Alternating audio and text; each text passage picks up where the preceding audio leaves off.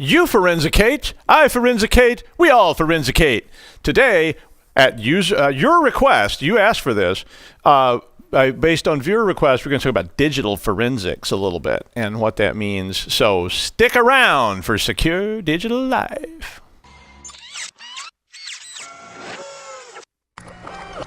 This is a Security Weekly production. Welcome to Secure Digital Life.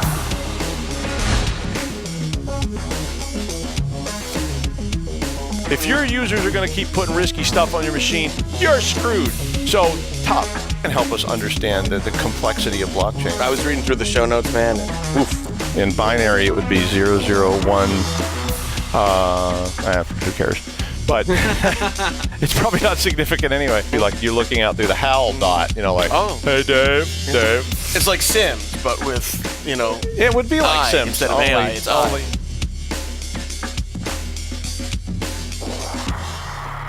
Roger Williams University is a premier destination for cybersecurity, offering in-person and online classes designed and taught in collaboration with industry experts. Using virtual environments that simulate real-world systems, you'll solve complex cyber issues and analyze cyber threats to prepare you for in-demand jobs in this rapidly growing field. Whether you're just starting out or want to advance in the cyber profession, RWU offers degrees and coursework at all levels. Learn more at rwu.edu/cyber. Accredited by Microsoft, Cisco, NetApp, IDLE, Oracle, and EC Council, QuickStart delivers high-impact, low-cost IT training through its cognitive learning platform in multiple domains. With QuickStart, you get an ever-growing catalog of courses, self-paced courses offered through a monthly subscription, virtual classrooms offered through an annual subscription, peer-to-peer learning, mentoring, official courses, certified instructors, hands-on labs, and more. For more information, visit www.quickstart.com. Use coupon code PAUL20 to get 20% off on all cybersecurity courses. Quick Start, creating world-class technologists. Yeah. Check out our on-demand material. Some of our previously recorded webcasts, but not all, are including the state of the endpoint detection and response are now available on demand at securityweekly.com/ you guessed it, on demand. Ticket sales are open for Social Engineering Rhode Island Conference, Saturday, June 16th at Salve Regina University in Newport, Rhode Island, in a mansion even. Go to se-ri.org/ to register. We're giving away 2 tickets to the conference. If you still want them, you should. Please send your best meme of Paul and Larry, preferably in something obscene, to psw@securityweekly.com, and they're going to pick the best meme, and you're going to get free tickets to the Social Engineering Conference. And yes, that's not a scam. How do you feel about user and entity behavior analytics? What about your SIEM? Check out Security Weekly's webcast with Logarithm on June 14th from 3 to 4. That's really cool. You should check that out without a doubt. We'll all be watching. Due to request from you, you know who you are, Henry. We are talking about digital forensics today. So one of the first places I kind of got into this field was in digital forensics. I mean, I'd been doing security since like the 80s, even really since the early 80s, if you can imagine. But digital forensics started coming about along in the 80s as well, and we started to see the advent of this kind of stuff. And even when this, I've got a big brick phone somewhere. I need to bring that in and put it on the set. But, even when we started seeing big brick phones, there was an aspect that, but before that even, go back, into the distant past. Yeah, exactly. Wayne's World. Actually, that's from Scooby-Doo. That was Wayne's World riffing on Scooby-Doo cartoons. Even back in the dim, dark past, we saw questions starting to emerge about electronic media. And I remember having a police officer ask me what a floppy disk was that they had found at a crime scene. And they didn't know what it was. And he said, we don't know what this thing is. We found it, and I was like, it's a biological weapon. And they love me over there. But I'm sorry. I'll tell. I had a call once I was on, and it was from and they called me and they were asking me if I could look through a Skype at a scene. I wasn't on the scene, and this was a like bomb scary thing, and there was this thing sitting in the middle of it, and it was like this black box, and it was blinking, and the guy was like, "We don't know what this is, but we were afraid to get near it." And I was looking at it. And and on the side of it says PS3, and he was like, "What is that thing? Do you think it's a controller?" I'm like, "Yeah, run like hell. It's going off." And they didn't find that amusing, but yeah, it was, you know, there's a lot of this stuff that starts to edge into forensics, and today, forensics has become an ubiquitous part of law enforcement and civil cases and just everyday life, whether it's just at corporate or even at home. Everybody starts to deal with the idea of digital forensics.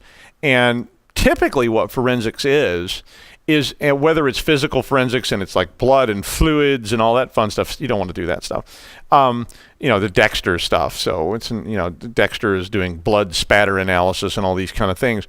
But it's really about the acquisition of, the preservation of, and the interpretation of evidence. So when you have cases, and originally all this came out of criminal stuff, but it rapidly sort of fell over into civil, because anytime you have courtroom material, someone who's considered an expert, and we could do a whole show about what that means, but if you get admitted as an expert, you can actually opine about what something means. And that could, if you're an expert on bullets, or you're an expert on cartridge casings, or on bombs, or on frogs, you could go in and testify if that was going to benefit the case. But there's more to it than that. When forensics started being used, and I'm not an expert on that, but when forensics first started being used, I think, and you can correct me if you know better, Russ, fingerprints was one of the earliest kind of things that we saw back in like the 1930s. They started using fingerprints. And that was a type of forensics. So somebody had to go out and collect the fingerprint. They had to preserve the fingerprint so that it could be looked at again later. And then somebody also had to interpret the fingerprint. Like, what did it mean? And they had to be able to go into court and talk about it. And so people started becoming experts. And today, as all of you are aware, we have all sorts of things in forensics from all these TV shows and whatnot, from fingernail clippings to blood to various fluids to DNA evidence to that, and then now add all this stuff. So today, I can't hardly imagine any case that's going on out in the world where there's not some kind of electronic media component to the case, right? I mean, right now. Absolutely. I mean, we've seen many of those in recent cases, and by recent I mean within the last few years, such as the bombing that happened in the nightclub in, what was it, Florida, the one in LA, and people were, these people were using these cell phones to document through either photos or text or whatever, and not, maybe not intentionally, but they were collecting evidence, and so that has become a big problem for companies like Apple and Google when they don't want to give away their secrets. So how do you get the information off the phone when you have high profile or any kind of profile cases like that? So that's the acquisition. I mean, if right now at this very moment the omelet killer walks through the doors of the studio and you get to watch the omelet killer do me in, and if you don't know who the omelet killer is, thanks Tracy. The omelet killer is the guy who kills you and then he makes omelets in your eye sockets and he flavors them to the particular scene. Yeah, that's a little weird, but thanks Tracy. You know who you are. But in digital forensics, that video then becomes evidence. I mean, that very video that you're watching here could become a piece of evidence. And so how do you acquire that evidence? Because remember, we all know what Photoshop is. It's what makes us all so sexy when we're on the covers of magazines. That's why I really look more like Brad Pitt in all my photographs. But the idea of digital forensics is then how do I acquire it? So Russ said that. So you go to anything now, whether it's a shooting, it's a bombing, it's just a traffic accident, and everybody's videoing it. They're all capturing the video of it. How are those videos acquired and used and put into play so that in a criminal case, which has very strict rules of evidence, and we could do whole shows on all those things, but just so that can be admitted, because until very recently, literally into the 21st century, many courts in the world would only accept digital evidence as what's called hearsay, which means that it's basically not got much provenance associated with it, because it took some time to convince the judiciary that this evidence was legit, that it couldn't be cooked. And there's still questions about that today, and defense attorneys are always going to introduce that. But as we see this become more ubiquitous, and suddenly there's not just one video or one shadowy video or one Zapruder, do you know what the Zapruder film is, Russ? No. Really? What is that? The Zapruder film is an 8mm movie that was made of the Kennedy assassination. There was a guy who was just there watching the parade in Dallas, and he was filming the Kennedy's car go by with a 8mm movie camera, and that became known as the Zapruder film. And all these people evaluated this film frame by frame by frame by frame, trying to prove these conspiracies and whatnot. And today, you may have 19 of those Zapruder films, or hundreds of them, and somebody has to go through them and try to acquire them. So that means, how do I get it? What do I do with it once I do get it? And then how do I interpret it on the back end? And that is essentially the basis of computer forensics. There's a lot more than video, right? I mean, think about it this way. What if you get a threatening email from somebody? I mean, that becomes a part of a case. I mean, if the omelet killer sends me a threatening email earlier today, and then on the set this afternoon, you see the omelet killer show up, and this horrible, bizarre thing happens, but everybody gets omelets, so it's not so bad. And then tomorrow, as they're working up this evidence, they're going through my email, they're going through my social media, they're going through all this stuff. They find these threatening emails that have been over the last months. That becomes this really critical component of that whole case, and the investigation of that case is, how could we find the omelet killer from these emails? And all that becomes there. Add that to the civil world. How many things do you think now in the civil world become components of digital forensics? Divorce cases. I've done a whole bunch of those. Divorce cases where somebody's offshoring money from the family accounts. Some divorce, I did a fake will.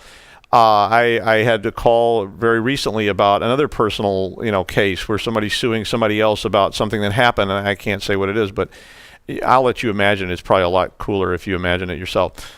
All this started back in 1999, or actually previous, in terms of it being sort of formalized. Dan Farmer and Vici Fienema, two very famous guys, developed a bunch of tools called the Coroner's Toolkit, and I put a link to that on there. Those tools are still available for free.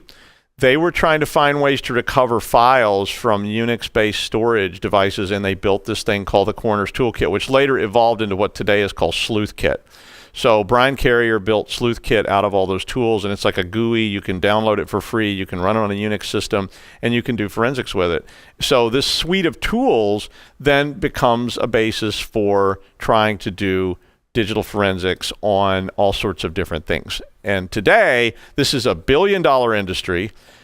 You've got incredibly specialized tools that range from just stuff that recovers files on hard drives to, how do I analyze this? And not just this, because how many of these are there? Well, there's lots of them, and they're different models, and they're different makes, and they're different companies and providers, and all those things affect the digital forensics on these sorts of things. And then add to that social media. I mean, you see this now. The minute that somebody does one of these shootings or something like that, they go grab all their social media sites. So both the press and the law enforcement people are rapidly trying to get to their social media sites before they're taken down, so they can capture it and go, here's a video. Like you saw this kid, the most, I don't know, the most, well, there's a shooting every day, but the most recent one that was a big one, even that just sounds awful. Like, yeah, but he was the most recent shooting. They were grabbing videos off of his social media where he was issuing his manifestos and all this stuff, and all that becomes forensic evidence in those cases. So how do we do all this stuff then? What is digital forensics? And obviously we can't talk about all of it in 30 minutes, but the idea that we do this is what we're sort of talking about today.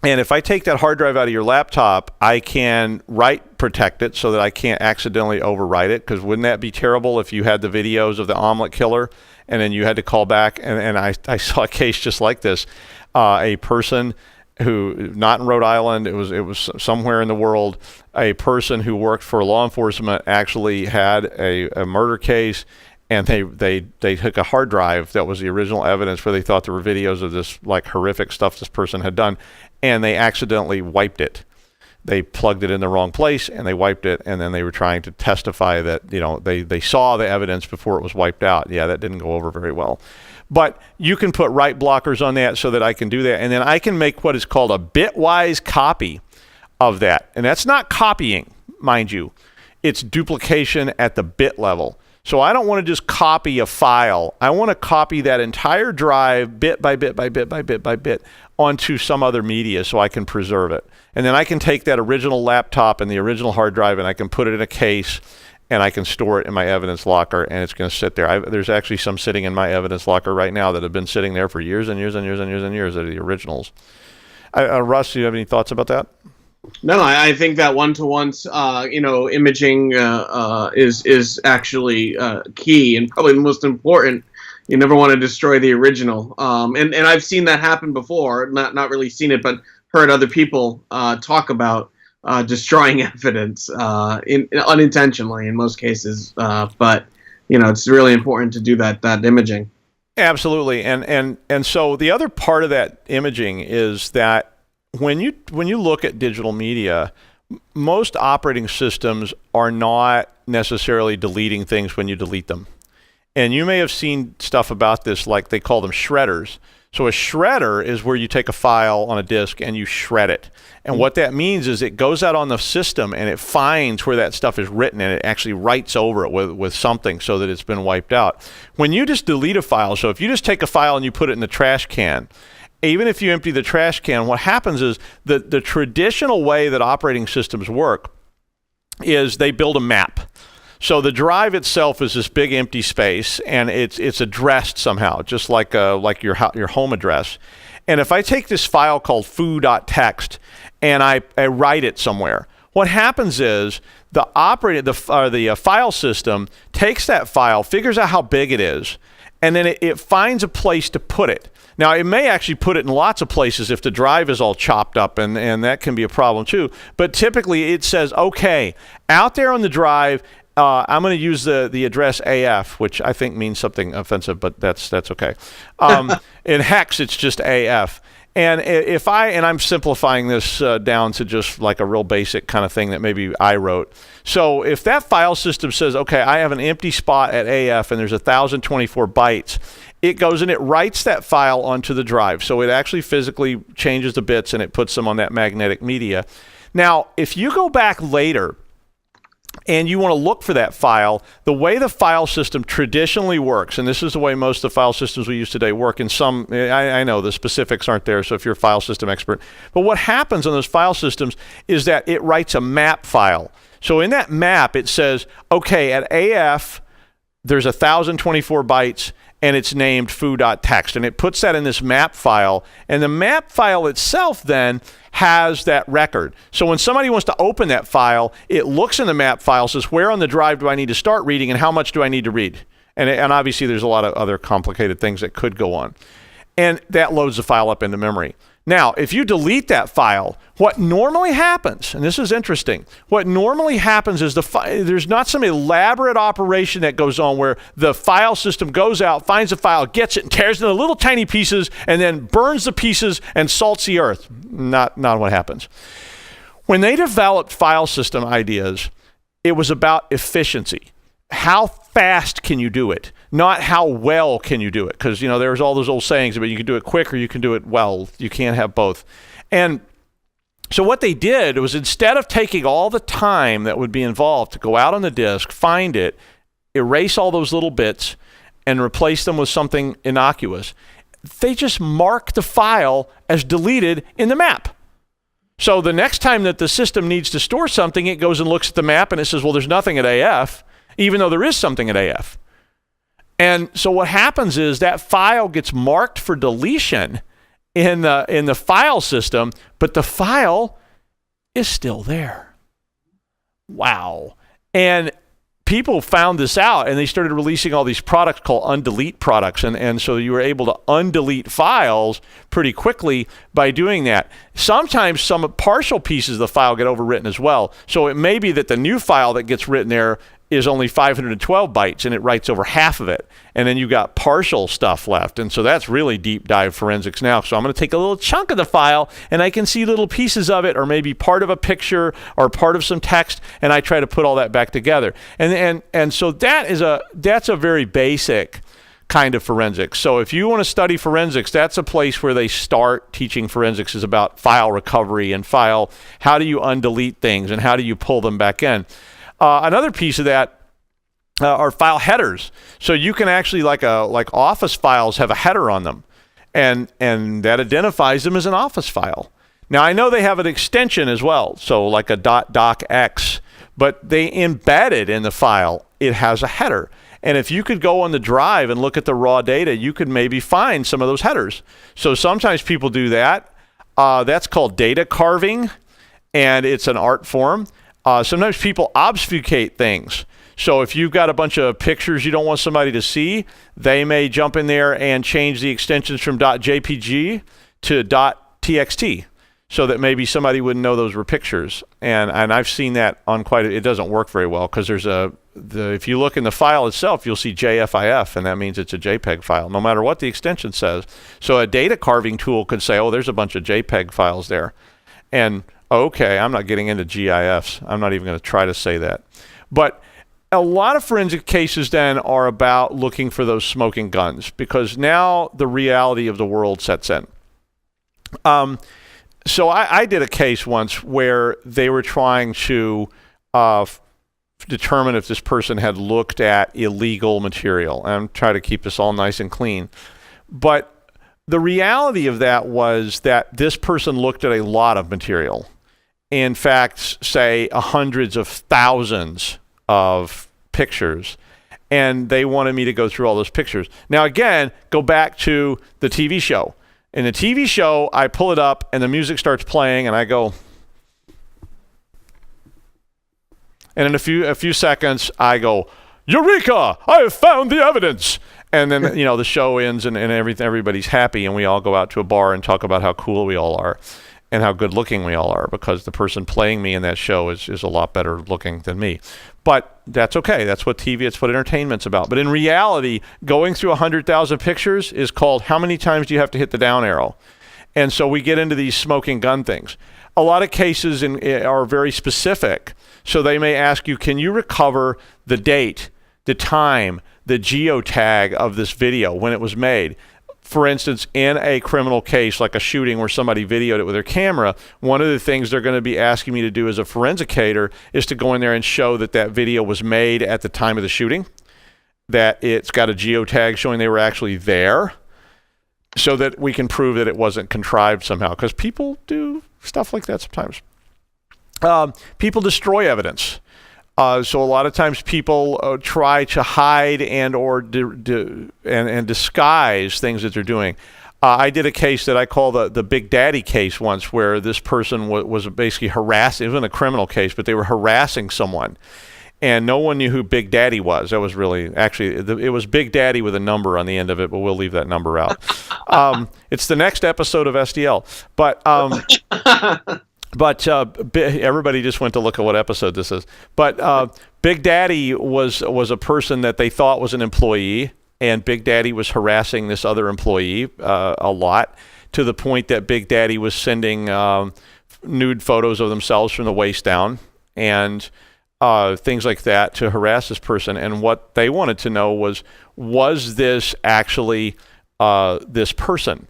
And we weren't sure. And in fact, there were actually some of the pictures ended up being what we call the naked fish man, because the pictures got a little strange after a while. The harassment got weirder and weirder, and the person was sending these pictures of themselves, and they were naked from the waist down, but from the waist up, they had fish heads. They had been photoshopped, and yeah, Russ has seen that song is going off in my head now. You know that, right? Well, you can sing it for us. Fish head, roly-poly fish head. Mm-hmm. And the next line is fish heads, eat them Eat them up, yum. But I mean, just being able to go in there and show those pictures. Now, how did the Naked Fishman case end up? Well, what we did was we seized the person's desktop computer at work. He would not let us have his computer from home. He said that he wrote erotic poetry at home, and he felt uncomfortable with me reading it. And I was like, dude, believe me, I've seen it all. But we got his computer from work, and we found where he had logged into with a browser. So we looked at his browser history, and we looked at the cache of his browser, and we found where he had logged into a website as Big Daddy. And once I saw the login of Big Daddy, now his immediate story for this was, well, but see, that was probably somebody who worked here, and they sat down at my computer and they logged into that. It wasn't me. But then we found the pieces of the Naked Fishman. We found the fish heads. We found the full body shots that his part of his face was in. And I said, that sure looks like your face there, dude. Like, just from here down. Like, is that Doug? I don't know. Like, I can't block the rest out. Like, oh my God, I need something. Hang on. I look like this. Yeah.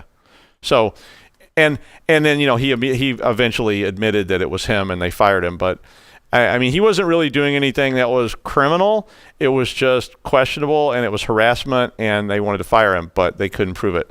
How about, did the GPS show that you'd actually been to New Jersey? Now, this was a case I did where they just wanted somebody to look at a GPS that was in a vehicle, and this was actually a law enforcement kind of. It wasn't in New Jersey, so I always change these things so there's no reference. But they wanted to know, did this person go to New Jersey that night?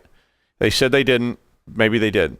And we went and dumped. We acquired their GPS, imaged it, and I looked at what was in the image, and we found a map that was to a place, and it wasn't in New Jersey, but you can pretend that was a place in New Jersey.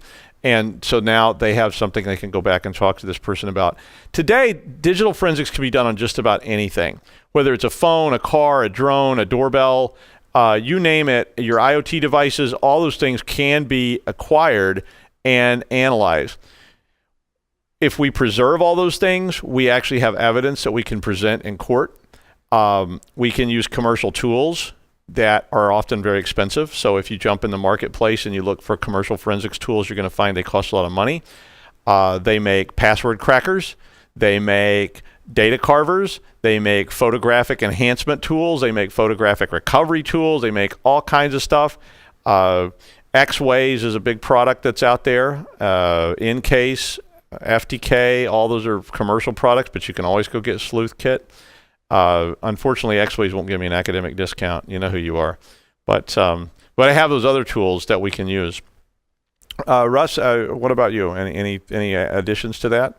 No, I mean, I think what you've talked about is great. I am less digital forensics practitioner and more of a theorist. I really enjoy looking at the theories and reading the case studies of some of the processes and technologies that have been used to practice digital forensics in criminal environments. So it's kind of interesting. I mean, you and I have actually worked together on a project knowingly, but didn't involve necessarily criminal activity, but it did involve some activity that was questionable relating to who logged in to, let's say, take a specific exam or a quiz and so on and so forth. And that's the kind of stuff that I love. Exactly. And I mean, and so digital forensics today, then, to wrap it up, digital forensics today really goes from the most basic thing, which is just, can you tell that this video is legitimate and capture it and preserve it, to very sophisticated analysis of many things in a terrorism case or something like that, where all these devices capture so much information about what you're doing, whether it's where you were, what you were looking at, what you saved, what you didn't save, what you posted, what you didn't post, and on and on and on. That digital forensics has become just a critical element. You can train up for this stuff if you want. Almost every school around now has digital forensics courses because of the popularity of these TV shows. You can get certifications in this. Like, I'm a CCE, so I'm a certified computer examiner. You can get that kind of certification. SANS has certification courses. And I know a lot of you are skeptical about certifications being not great, but they are gateways into this stuff. So there are ways that you can start learning about it. But you can go online and take free courses in digital forensics if you want, and start acquiring these skills. A lot of it's just about your knowledge of technology. How does it work? But today there's so much technology, it's really hard to keep up, because every time a new device comes out, it's like a new training course, and it becomes complicated. Thanks for that very brief introduction to digital forensics. Thanks, Russ, for joining us. No problem. Thanks. Thank all of you for watching. And next week we have an interview, so we'll see you there. Bye.